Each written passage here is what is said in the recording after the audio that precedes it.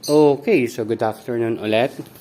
So kanina sinabi ko na ilalagay natin yung mga seedlings na nandoon sa mga 350 ml container. So tapos lalagay natin sila doon sa may mga parang yung mga nakasabit na yon. Yun yung magiging holder nila. So 12 yan. So gumawa tayo dito ng 12. So mostly Olmeti. Marami tayong Olmeti dito. Tapos mustasa, tapos may isang talong.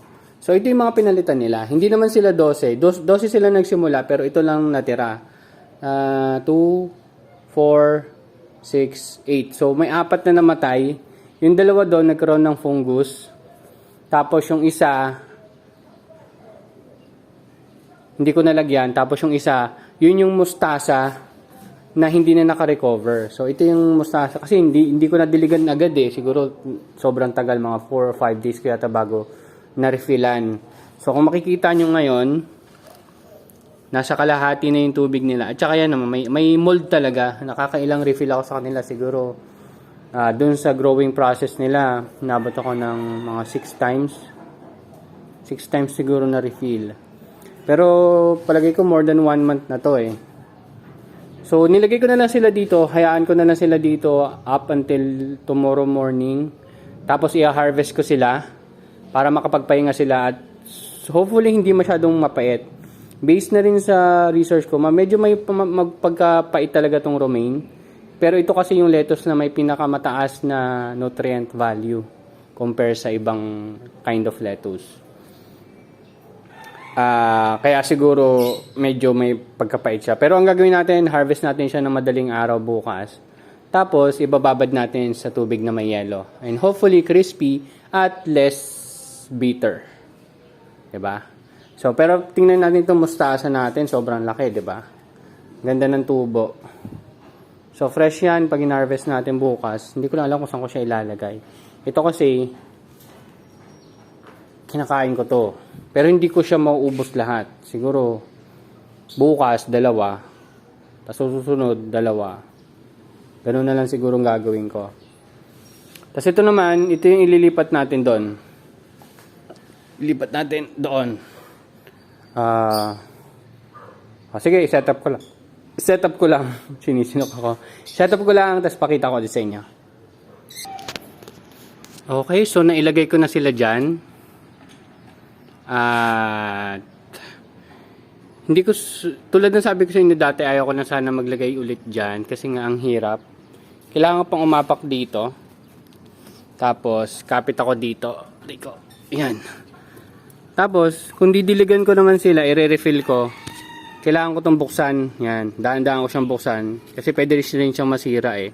Habang tumatagal din kasi rumurupok. So isa yung sa mga drawback nito, na rumurupok siya habang tumatagal. So, dapat dahan-dahan lang din yung pag-open mo.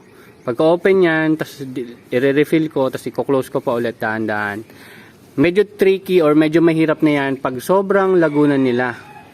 Pag malalago na sila kasi sobrang dikit-dikit na sila. Nakita nyo naman yung tanim natin. Sobrang malago. At dahil ilang inch ba to?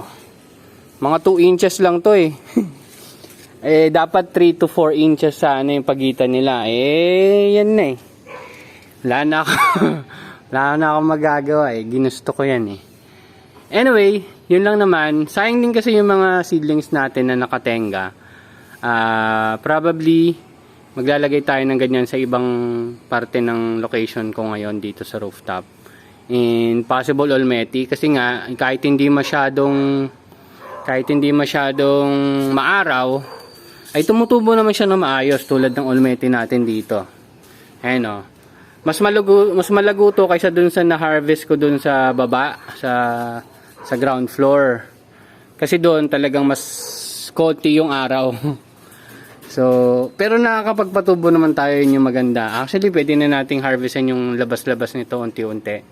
So, siguro pag nag-harvest ako ng romaine doon, mag-harvest din tayo ng konti dito pala, yung gilid-gilid nito.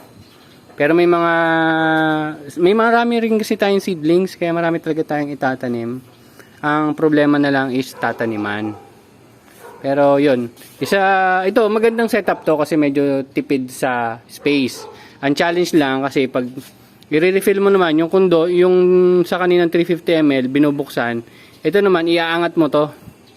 Iaangat mo to, tong tissue, tapos i-refill mo.